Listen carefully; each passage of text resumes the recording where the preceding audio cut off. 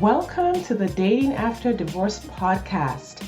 I'm your host, Shade Curry, and I believe every divorced woman deserves a romantic relationship where she feels safe, loved, and cherished. You can create the most amazing life after divorce, and I will teach you how.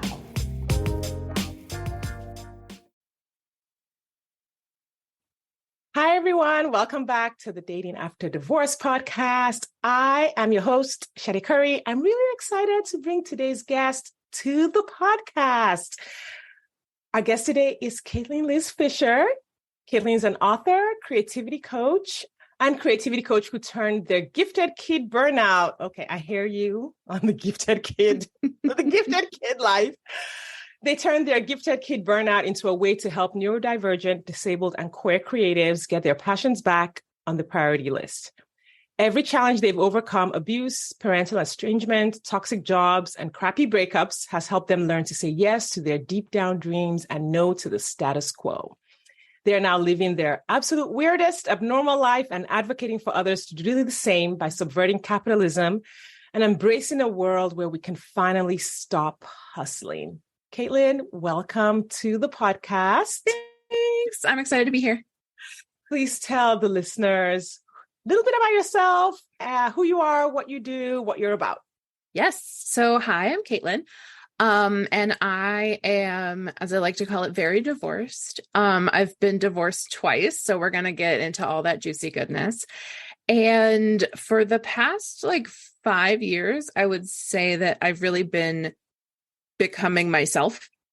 And that was after I left an abusive marriage. So just sort of unpacking all of the masks that I was wearing and all of the people pleasing and the fawning and everything. And so the past few years have really been an exercise in getting to know myself and what I want. And I'm really hoping that resonates with your listeners. Oh, yes. 100%. So let's start with your first marriage. Okay. And just go from there. Let's tell the whole story. I'm just going to sit back and be quiet, and you're just going to tell us all the things. Okay, great. I married my first boyfriend. He was my first kiss. I did not date at all. He was my very first date. And how old were you? We got married when I was 21. We met when I was 18. And he was 4 years older than me. So we were 18 and 22. We met online. OkCupid. I actually met both my husbands on OkCupid. And I really didn't think that I had a chance at dating anyone. I did not believe that anybody was going to want me. And so when I met him and he did want to date me and he was my first kiss, like I mentioned, he was obviously the first person I ever had sex with. And so he was all the first. And I was like, well, yeah, it's never going to happen again. So this is good. We should probably get married. And he proposed after 2 years and we got married on our third anniversary when I was 21 and he was 25. And we were divorced a year and a half later. Yeah. That thought no one would want me is so common. So common. And it's, you could say, I don't know if it's the number one cause of, people settling in relationships, but it sure fuels it. Yeah. Yeah, it definitely, I didn't even realize I was settling because I didn't know that there was anything more available to me or anything better. And I just thought that marriage was supposed to be hard. My parents were like, the first year is the hardest. Mm-hmm. And I'm like, why would you want to do something where it's really insurmountably hard at first? Shouldn't it be easier? And about 3 months into marriage, I was just very deeply unhappy. And this was nothing is better. I thought my life would be magical unicorns and rainbows and just so happy. And I'm so fulfilled because I'm married. And I was like, oh, that didn't work. That's a problem.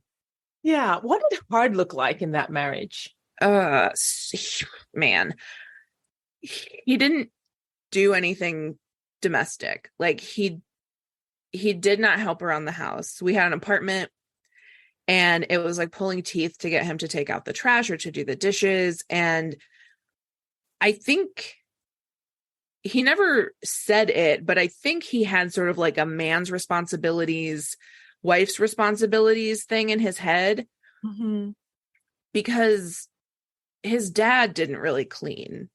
His dad would vacuum obsessively, but he didn't get that genetic gift. He didn't really vacuum our apartment. But yeah, I only ever remember his mom doing domestic things around the house. Yeah. And so I think that he had just internalized this kind of standard American misogynist view of what marriage looks like. And he was not really open to discussion, like making a budget. And he just kind of wanted to do whatever he wanted to do. And chores, he, like, if he pitched in, he needed a cookie about it.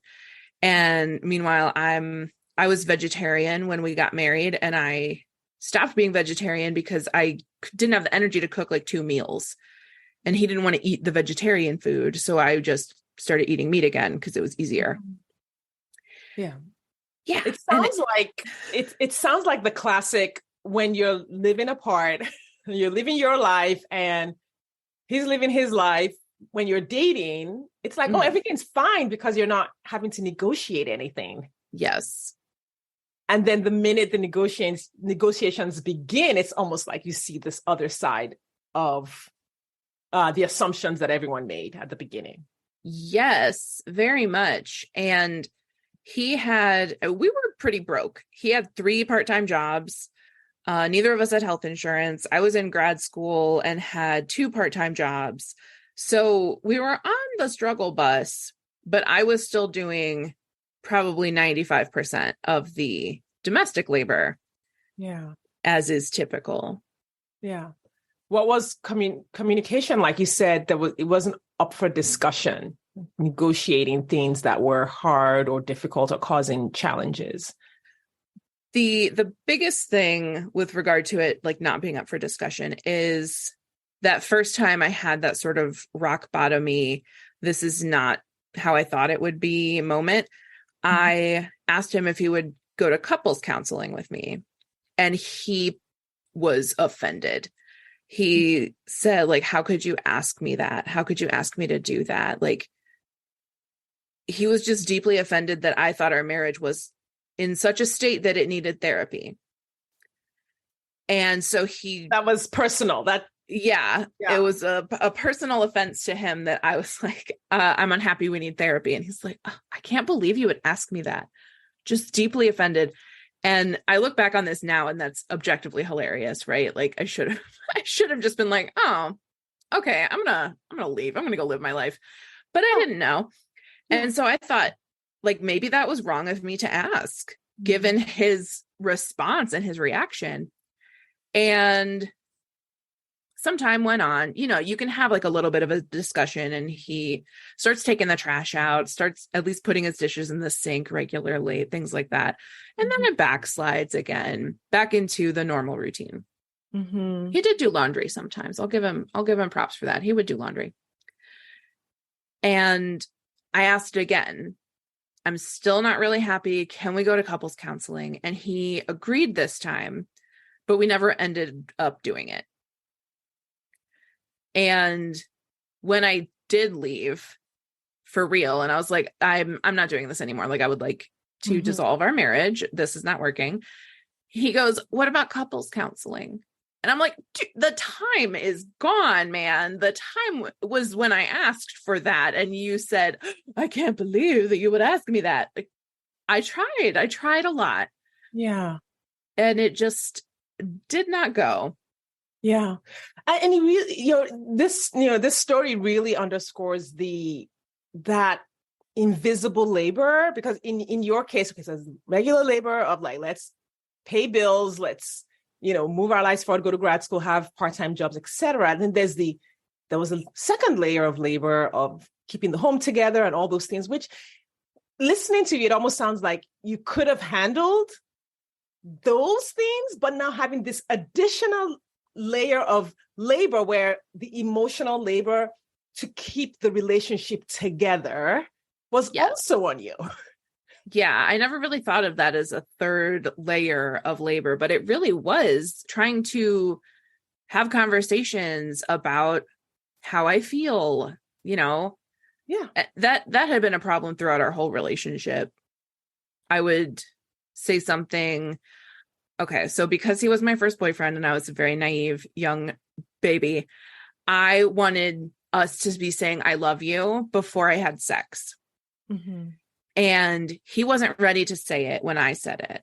I said it after 3 months and he wasn't ready. Mm-hmm. And he said it at 6 months. And in the intermediate there, I was like, screw this. I want to have sex. Like a boy wants me. I have attention. I'm going to have sex. And that sort of spiraled. At one point we were having not quite a fight, but I said, I feel like a booty call because you'll drive 3 hours to see me at college and we'll have sex all weekend. And then you go home, but you won't tell me that you love me. Mm-hmm. And he got really offended and didn't talk to me all day. And I thought he was going to break up with me. And I'm crying in my friend's lap in her dorm room. And I'm like, I had sex with him. And I felt gross because at the time I had a really limited worldview on my sexuality. And it felt like garbage because I said something he didn't like and he immediately went silent and punished me about it. Yeah. And all I wanted was for him to text me back. It didn't even occur to me that he was being inappropriate. Yeah. And it also sounds like your sense of your value was also just so attached to that Yes. cookie of he loves me, he wants to be with me. And so like it's positive. I wonder now, of course, this is all just like, theory, like if he knew that he had that power, that you had given him that power to validate who you were.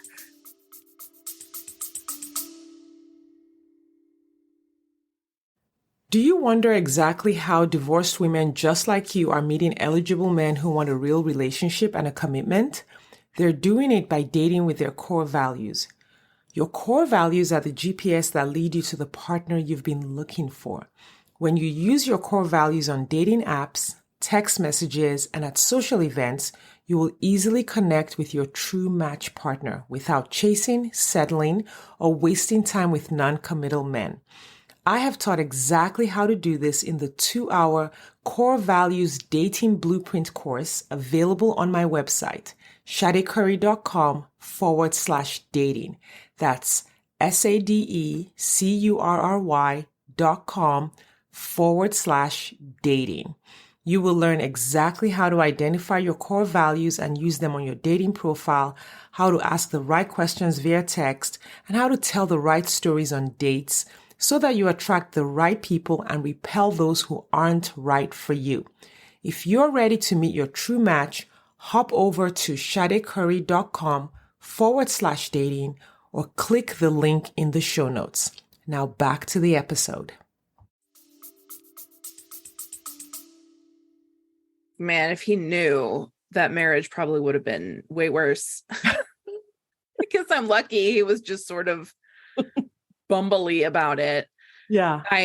When I describe my 2 marriages, I do say that he had some abusive behaviors, but I think that his abusive behaviors were grown out of garden variety misogyny.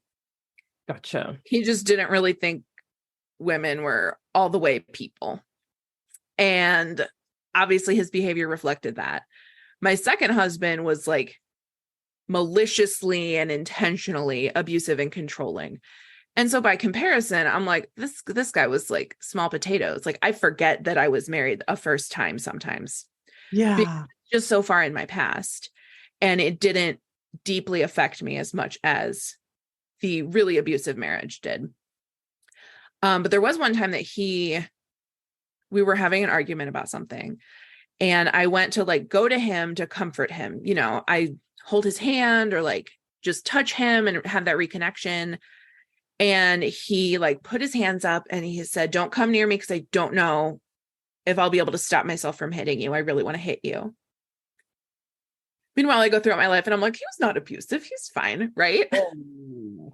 And he ended up punching the wall. And I packed a bag and went and stayed with a friend after that. I'm like, no, you're not doing that to me. So I did have that moment of being like, absolutely not. This is not okay. Yeah. And that was your first husband. Yeah. You know, it's interesting that you thought he wasn't abusive. I know, right? Because I just told that story and I'm like, oh, yeah, her face is really doing the yeah. You know, okay.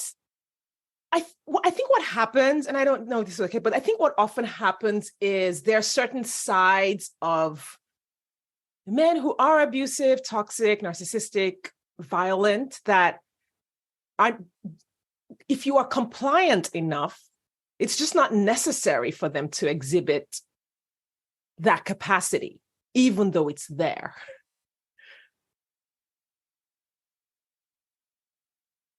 Wow. Yeah. And so the judgment is to evaluate a man by his capacity, not just by what he does, but by what he has the capacity to do. You're blowing my mind right now. I'm like, oh, okay, great. Okay. So I've had 2 abusive marriages. What's weird, it might not surprise you, is he had told me a story where his ex before me, they were having an argument and she slapped him in the face after he had his wisdom teeth out. So very painful. And as he's telling me this story, which I don't think that she should have slapped him, but he told me the same exact thing. He said, in that moment, I wanted so badly to hit her, but I controlled myself. And I see now that was sort of like a testing of the waters. Yes. Like, what would my response to that be? And I was like, oh, you were so strong that you didn't fight back in that moment after she hit you. And I'm like, oh my God. Like me today, if he met 2023 me, I would be like, you need to go sit in the fucking corner. Like, we're not going on a date. Bye. That's a red flag. Yikes. Yeah. Or yikes, you're out. Nope. Yeah. Stories like that told on dates, I think a lot of women see them as, oh, he's been so open and vulnerable with me. He's telling me things that he's struggled with. And no, honey. It's a test. Yeah.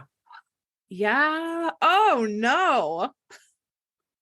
Well, I think that makes your growth even more incredible. Like where you are now. Thank you.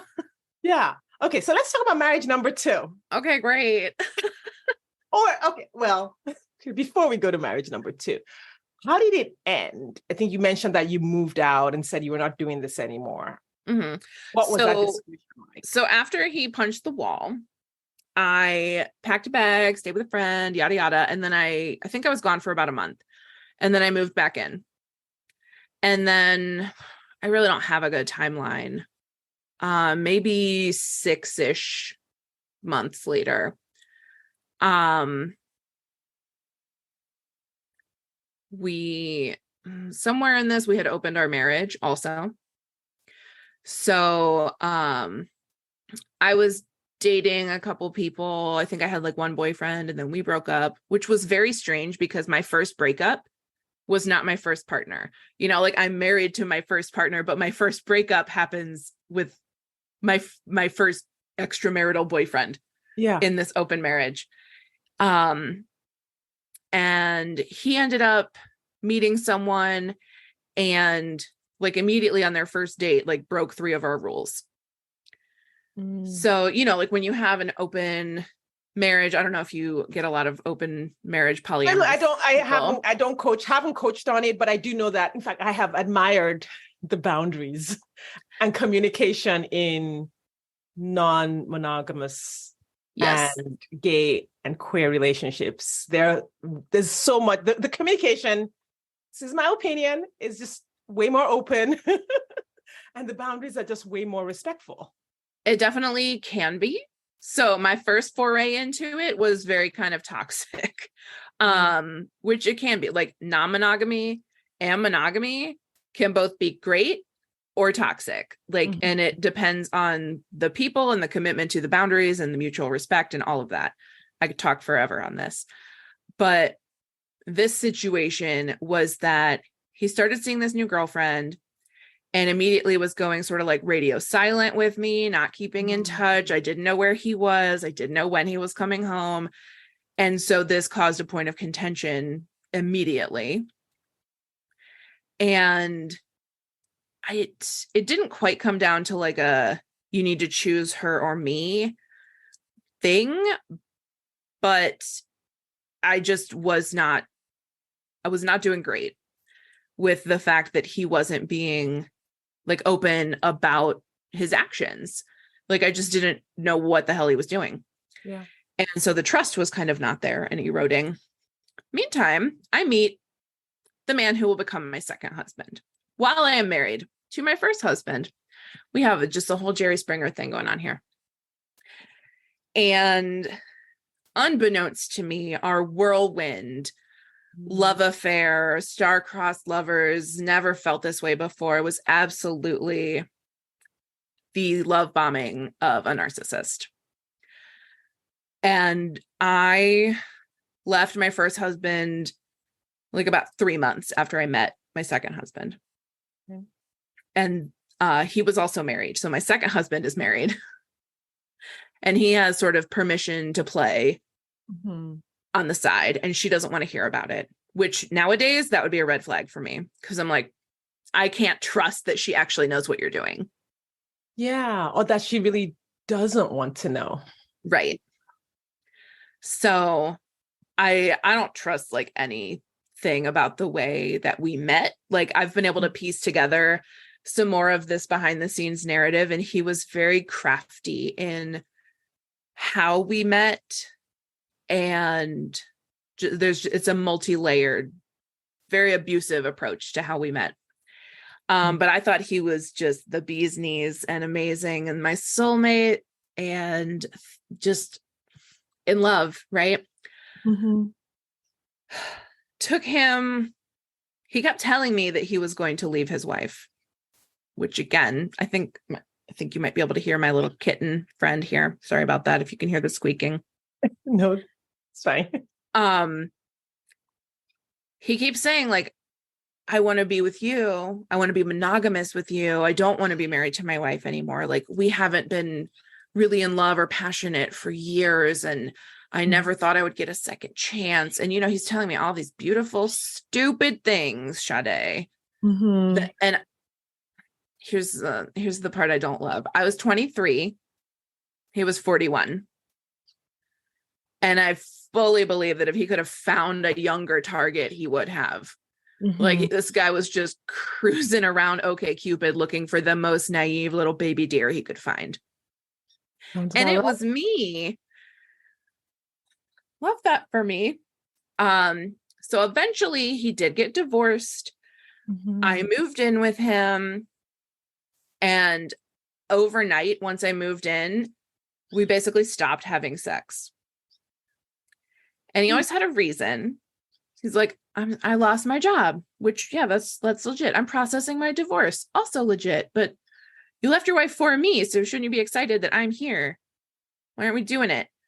And that just became a thing. Like just sex tanked immediately.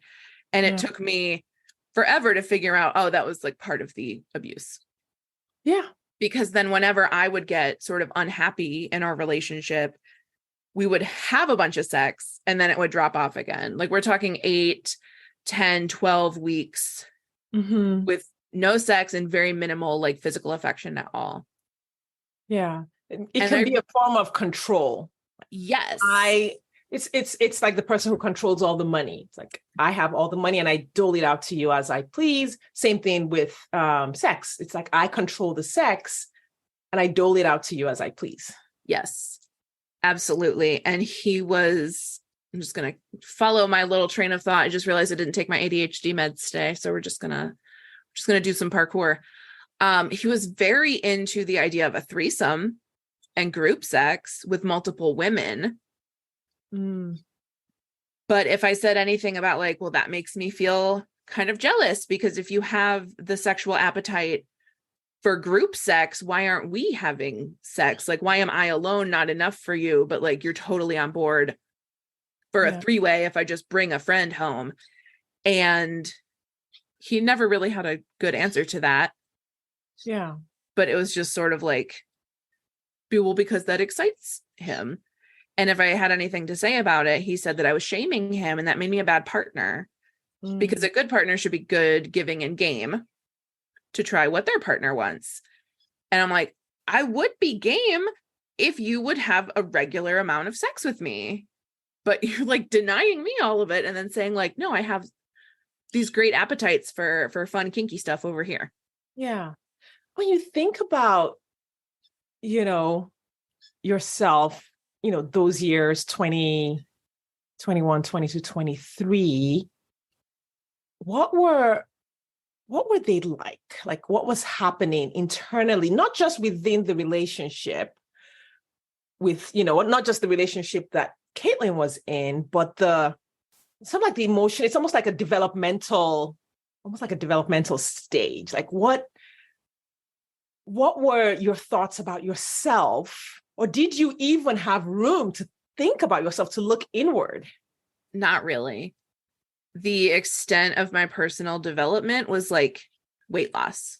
I was very committed to losing weight at that time. So I'm now 4 years in recovery from an eating disorder.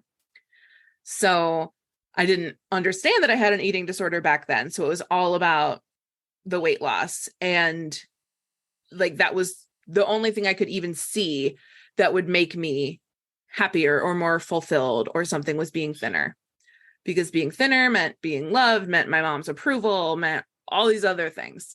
Yeah. And that was really the extent of it. I don't know what my personality was. That makes sense. That's a really big question. I look back and I'm like, I don't know. I just did things. I got my master's. I got jobs. I just performed. But there was very little of like me having a personality. Yeah. Yeah. That resonates, and it's so common with people who are in those types of relationships. So, and some of them go in with a personality, but then the bigger personalities in the relationship, some like squeeze it down, or some people, especially if you've experienced trauma or dysfunctional childhood, you come in looking for a personality or looking for a definition. And there's almost this sense of, and I don't know if this resonates with, almost this sense of being on autopilot, like headed somewhere. Yes. I know it when I get there. I was trying to follow a script. Like, here's what you do. I graduated college. I went to grad school. I got married, and I bought a car. Yeah. And then still did not feel done.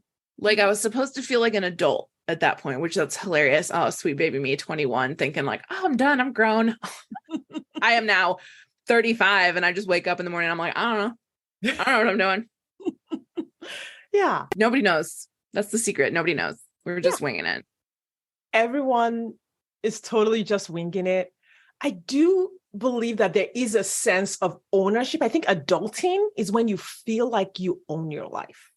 Not that you know what you're doing, but you feel like, I'm in charge here. This little boundary right here, this circle here, I'm in charge. That feels really good. Yeah. So I bet you have that. I do have that. I have never had more of like my shit together. Yeah. Love it. So what happened? How long did the second marriage last? Okay. So both relationships total, from like dating to divorce, were about 6.5 years, which has me very superstitious. But so first marriage, we dated 3 years, and then we were married for like, wow, were we married? Hang on. My math might be wrong. Roughly dated 3 years, married 3 years. And then with the second one, we dated from We started dating in 2011 and got married in 2016. So we dated for 5 years. And then our marriage was about 18 months before I was like, I am so out. Goodbye. And I actually left very spectacularly. Like, he was overseas. He was not in the country, because I could not have left if he was in the same room as me. He would have talked me into staying a second time because I tried to leave him once. And he's very charming and very apologetic and knows exactly what to say. And like, the first time that I like confessed to him, I'm like, I was going to leave you. Cause I feel like you're abusing me. I feel terrible in these aspects. And he was like, I had no idea. And I'm so sorry. And I was wrapped up in my own things. And I didn't even notice that they were impacting you. And that's on me. And my God, when you hear this after so long, and you think that like they're doing it on purpose, to hear that it was an accident and that they never meant to hurt you like that, and that they love you so much and it hurts them to have hurt you, you're like, oh, thank God. Thank God this was all a mistake. The relief. And then it gets better for a couple months, and then it went right downhill again. And I'm like, this sucks. This fucking sucks. I was so ready. I knew I was right. And then I thought I was wrong. And I spent a lot of time in therapy trying to figure out why I was bad at my marriage. He actually had me convinced that none of my problems with him were actually with him. It was a shadow of him I had constructed in my mind, because he would never do the things that I was accusing him of. He would never act like that. And so I thought I was psychotic. I was daydreaming about going to like an inpatient facility. I was like, maybe that would help me. Maybe I just need a break. Like, maybe I'm just really stressed. I thought I was severely mentally ill. That's just such a leaf out of the narcissistic abuse book. It is. To convince not just the victim, but the people around them that there's something wrong with them. Yeah. He, so when I left, he was visiting his family in Ireland, and he had already like set up the story. He said, Caitlin's on some new medication, and I think it's really changing their personality. And so it was already primed, because he had already started seeding this story at home. Like, he picked up, it's Lexapro, 10 milligrams of Lexapro. Like, this is not hard stuff. This is a basic antidepressant. And he picked it up and goes, this might be the best thing that ever happened to you and the worst thing that ever happened to me. And I'm like, do you think you're in a TV show right now? Who says that? Like, just in their living room. Everything was like a theatrical production with him. And it was like, I don't know, he's playing a part. And I stopped playing the part when I went on these meds, and the fog lifted, and I was like, I'm not crazy. He's abusing the shit out of me. This guy just wakes up and starts gaslighting and just goes to bed at night. And it's like, I guess I can get a rest from gaslighting the shit out of my wife. Oh my God. Oh my God. And it's hard to imagine that there are people out in the world who think like that. Yeah. When you don't think like that, it's just really hard to like, well, but why would a person do that? Why would a person wake up in the morning and then gaslight the people they say they love all day? Like, who gets anything out of that? There are some people who do get a lot out of that. I know. And I'm like, no, I don't want anything to do with you. If I get like a whiff of that behavior from somebody, I'm out. And I could be wrong, but I don't care, because I'm protecting me. And, oh my goodness. Yes. Yes. And it's one of the things that people who have been in abusive relationships struggle with for a while, is the legitimacy. Like, it's almost like I have to establish exactly what their problem was to make it legitimate for me to leave. That's so big.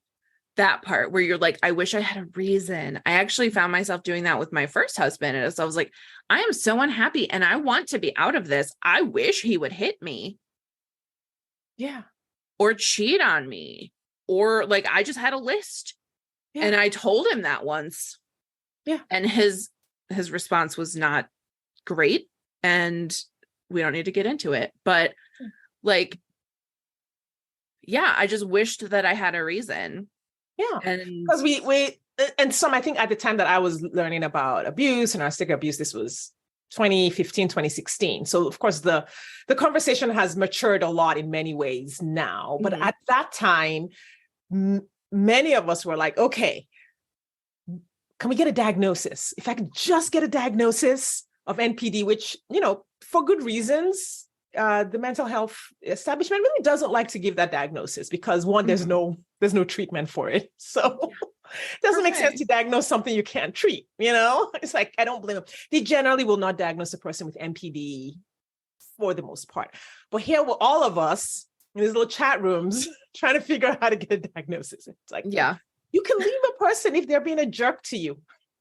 You can leave any relationship at any time for any reason. Yes, they don't have to you don't have to have a permission slip. That part, like, you really don't. Being deeply unhappy is a reason. Yeah. And just being like, no, I'm not doing it today. That's like one of the things that got me out of there was, we actually tried to get pregnant for 18 months. So I spent a good long while like crying every 4 weeks because all the tests were negative. And just one day I thought, like, could I raise a baby with this guy? And then I thought, no, I have to take care of him already. So there's no way, if he can't take care of himself, he's not going to take care of a baby. And that's all going to be on me. And I'm already doing all the things because once again, I'm doing the cooking and the cleaning and the domestic labor, 93% of it. I'll give him a few extra percent over the first guy.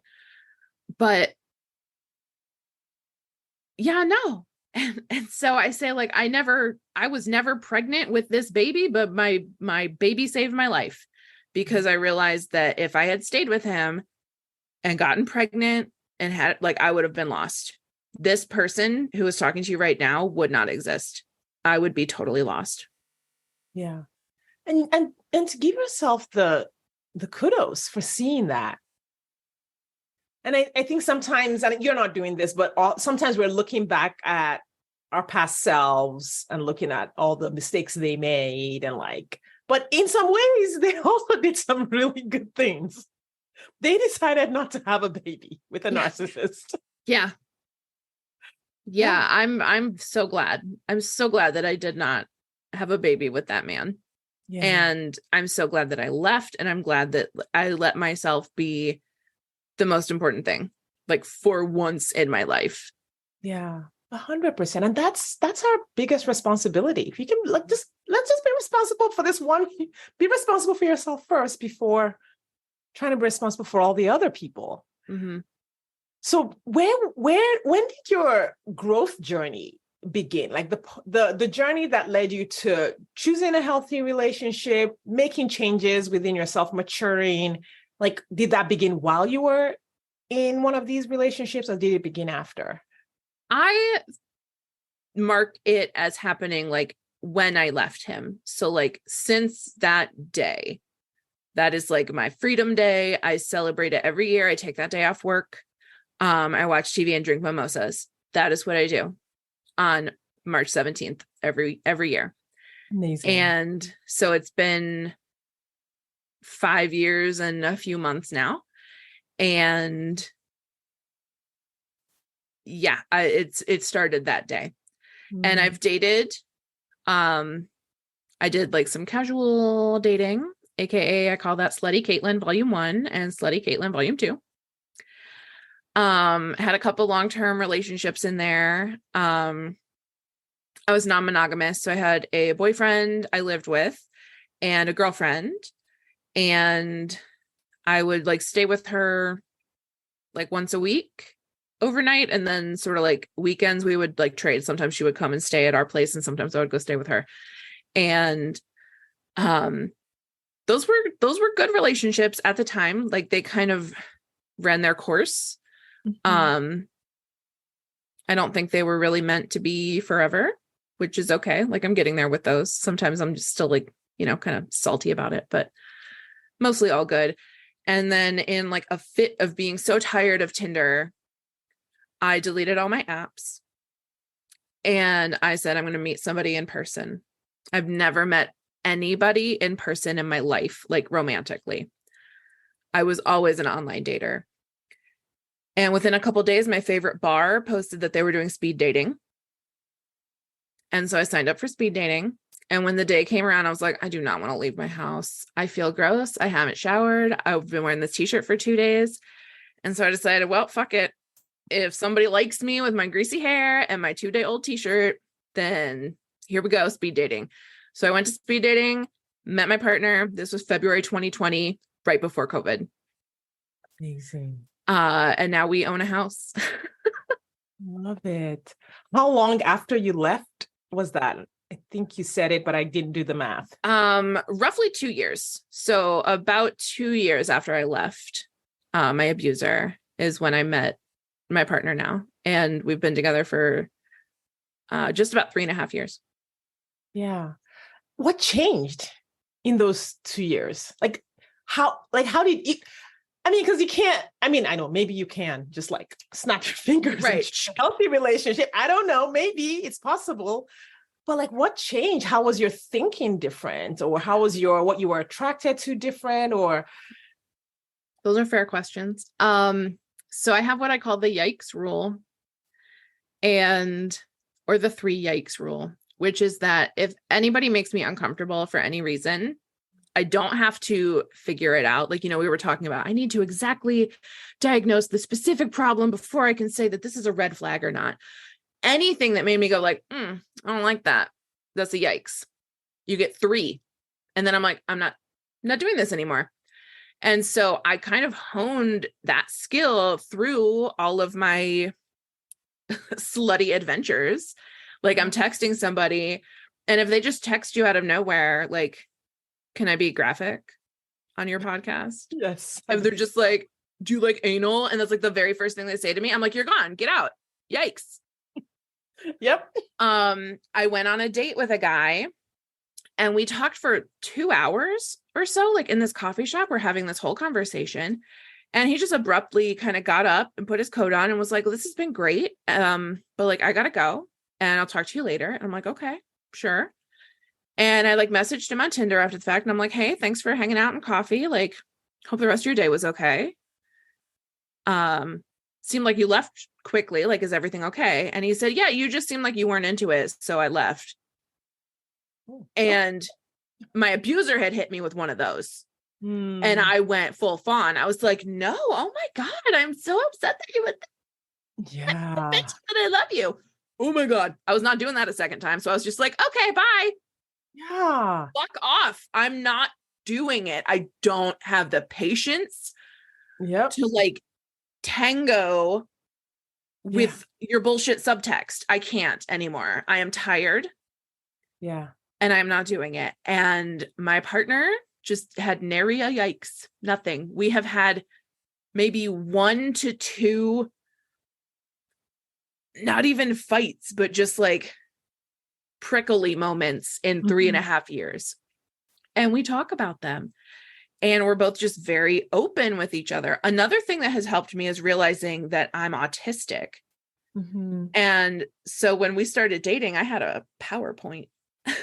I was like, amazing. This is how to love me. Here you go. I love it. And he studied it and he took it very seriously.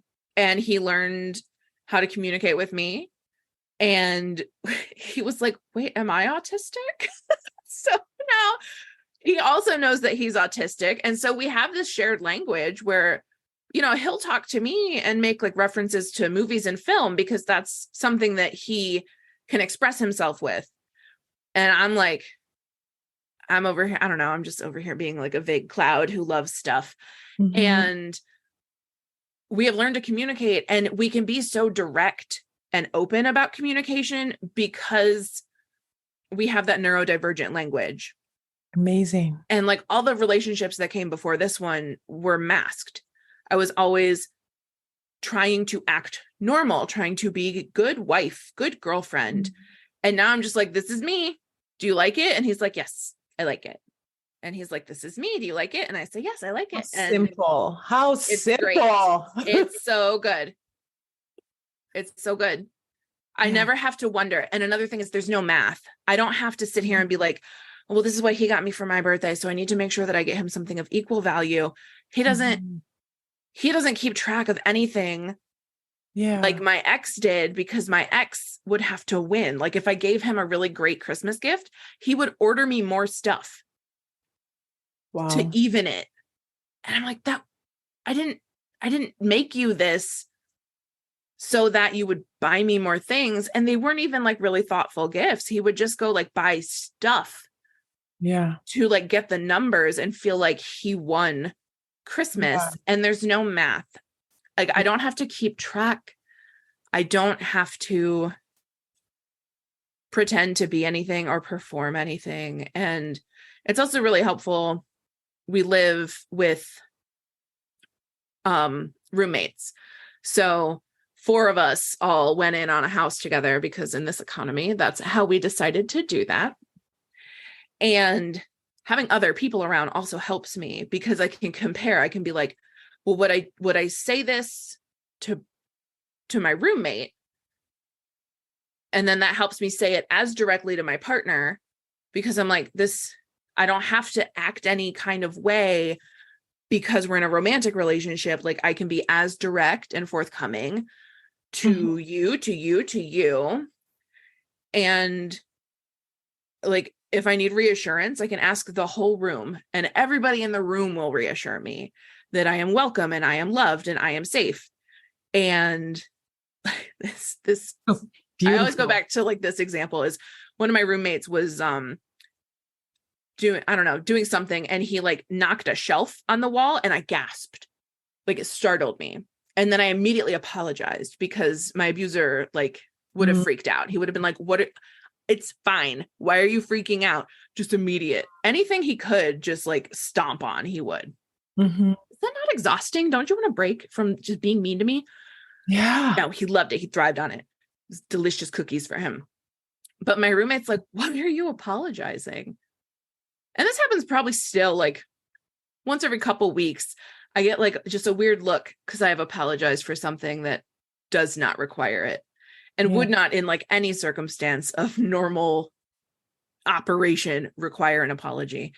And so that's just nice to have people that'll look at you and be like, no, that one was weird. Try it again. And I'm like, oh, I am not sorry that I asked you for a refill.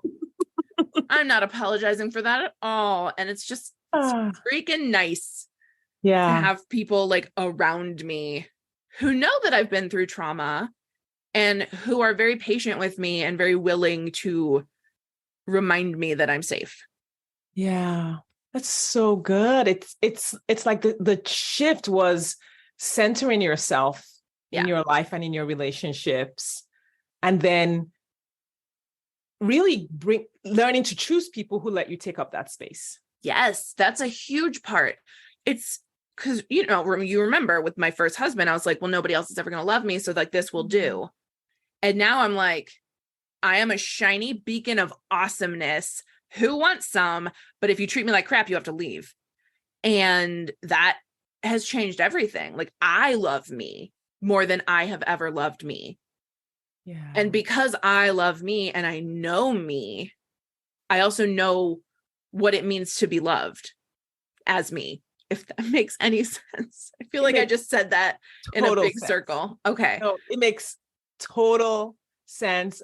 I'm resonating with it. And I know the listeners are resonating with this because really this is a lot of our journeys. Yes. So good. Oh my gosh. Thank you so much for sharing. Thank you for having me. And sharing so openly. So good. I do want to talk about your work. Yeah, let's. Because your work is kind of spectacular. Thank you. I want to make room for that.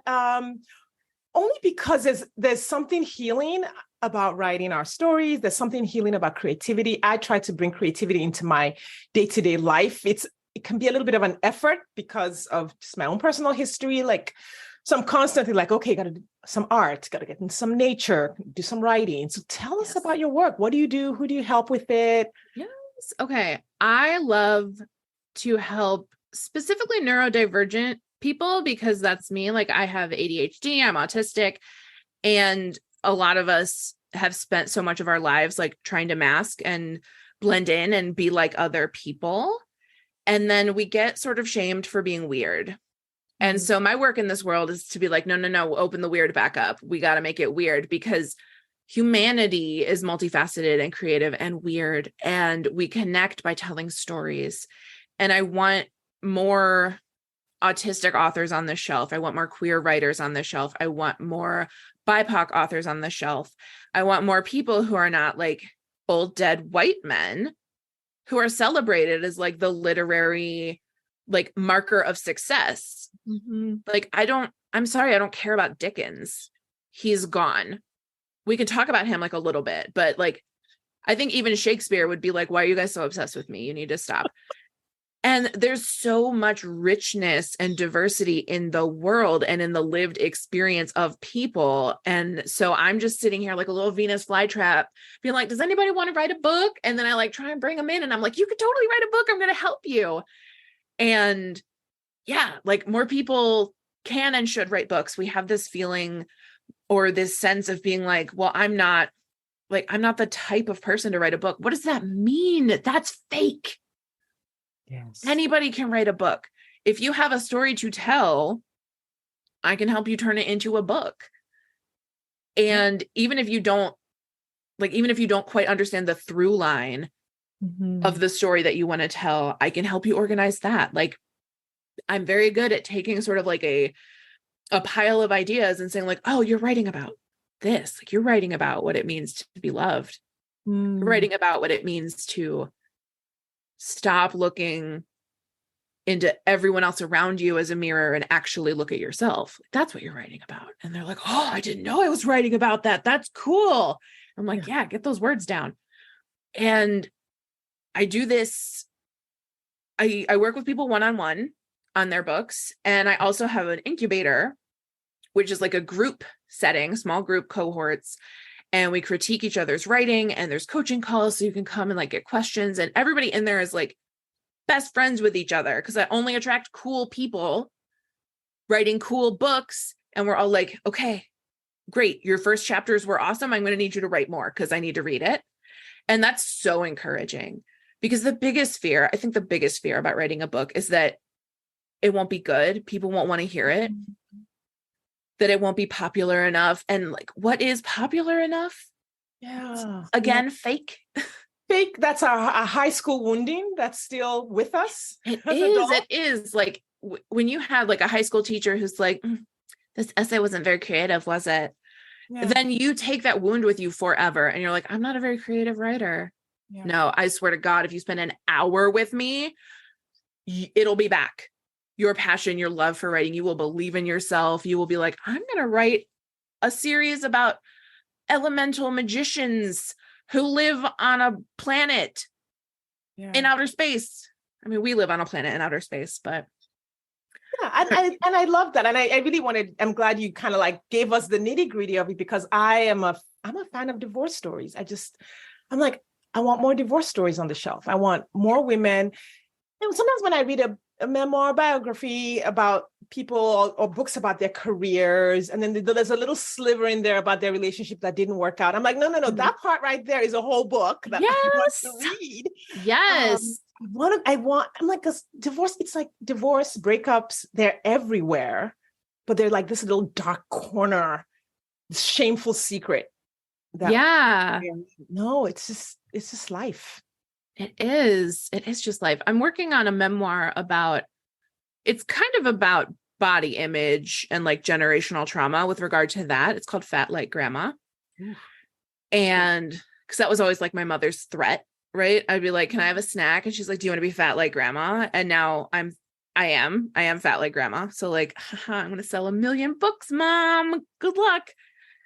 And so I've been looking through like ancestry.com to like get to know my grandmother's side of the family, because she died when I was like 12, 13-ish. And I never knew my grandfather. And we didn't really have like a big extended family like I had on my dad's side. And so as I'm going through these records, I was seeing a lot of divorce. And historically, divorce has not been super possible for women.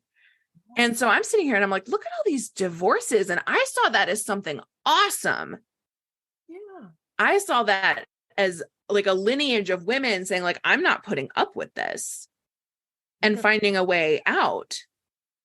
I'm like, that's dope. I want to read that book too. I know. I'm going to have to write 2. I'm going to have to write Divorced Like Grandma. Divorced like it's just going to be like a series of memoirs about my grandma. Amazing. But yeah.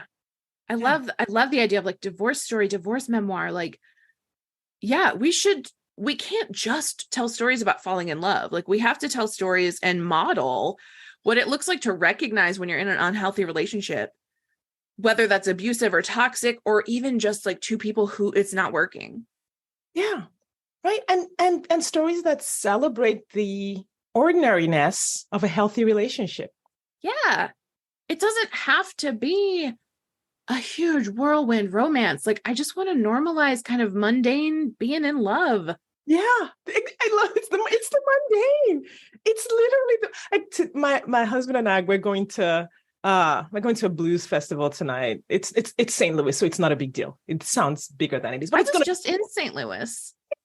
Well, look me up next time you're here. I will. So we're going to go after work and we're going to drive down to the river and we're going to sit and listen to music. Neither one of us is like a big music fan, but we're just going to be out. It's going to be warm. We're probably going to get something to eat at home before we go. No, we don't want to buy a $20 soda, even though, we can, but we don't want to. Yeah, no. We're going to eat and then we're going to drive and then we're going to sit and be warm and listen to music that we could take or leave. It's just nice to do it. And then we're going to come home. And that's amazing. Yeah. And the whole time you're just like, this is fine. And I love this guy, Yeah. Celebrating all stories, I think, need to be celebrated. And we need to change the stories we do celebrate, I think, in the world today. And it sounds like you are part of that charge. So, well done.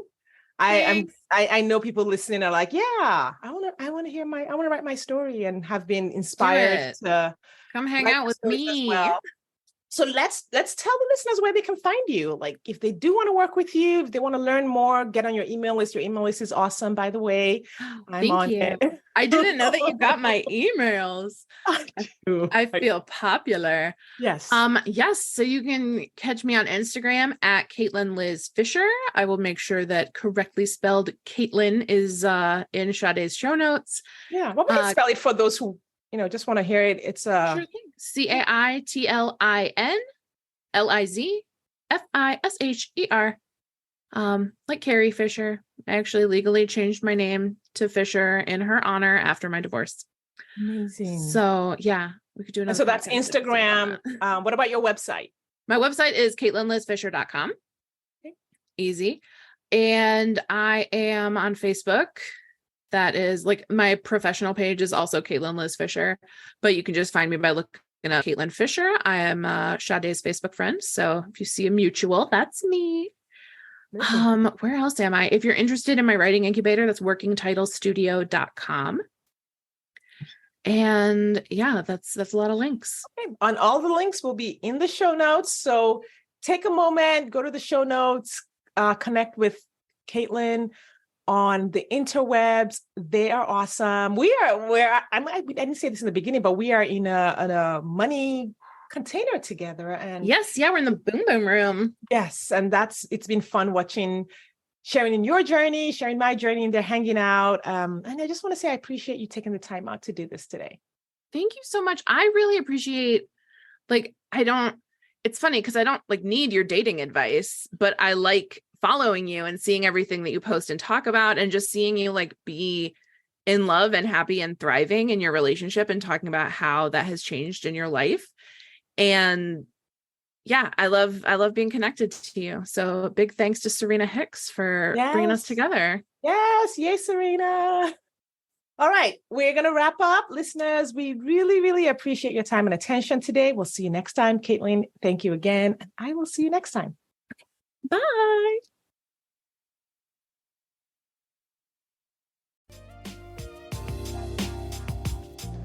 Thanks for listening today. If you are ready to get married after divorce, I want to invite you to download my free 8-video training specifically designed to help divorced women date with ease and get married again. Head over to shadecurry.com to get started. That's SADECURRY.com. I'll see you inside.